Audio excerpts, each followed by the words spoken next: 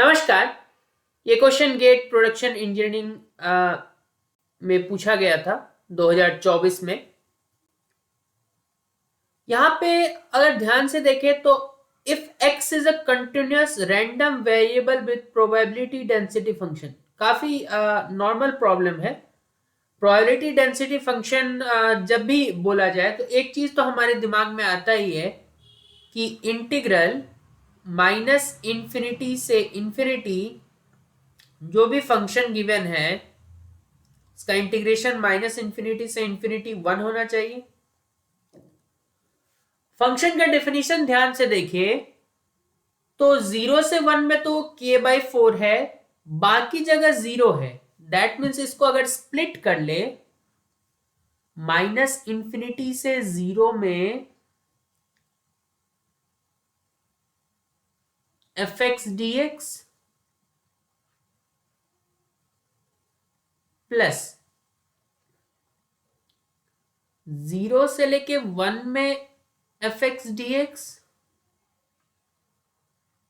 और greater than 1 that means 1 से लेके इंफिनिटी में fx dx, इस तरीके से स्प्लिट कर लिया।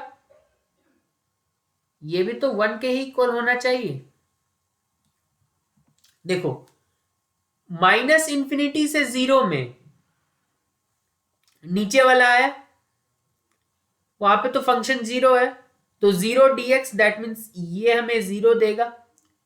सिमिलरली लास्ट वाले में 1 से लेके इंफिनिटी वहां भी 0 है क्योंकि वो 0 से 1 में तो आ नहीं रहा, तो दूसरा वाला इंटरवल है, तो यहां भी फंक्शन का वैल्यू 0 है तो 0 का इंटीग्रेशन यहां भी 0 मिलेगा हमें। अब इधर आते हैं, यहां पे अगर ध्यान से देखें हम तो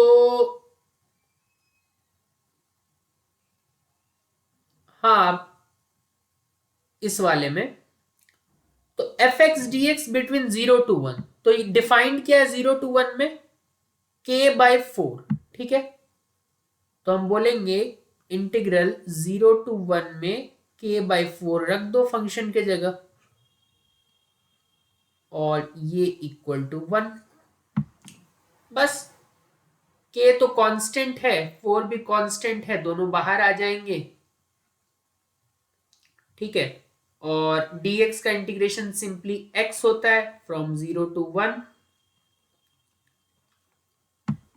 तो k/4 आएगा ये सिंपली, क्योंकि यहां 1 माइनस 0 तो 1 ही होगा। 1 multiplied by k/4 is k/4 equals to 1, k का वैल्यू 4 आता। ये इंटीजर ही है, हमें इंटीजर ही बताना था तो k का वैल्यू 4, ठीक है। जब भी प्रोबेबिलिटी डेंसिटी फंक्शन का बात आ जाए तो ये तो याद रखना है, इससे बहुत सारे प्रॉब्लम्स हो जाएंगे।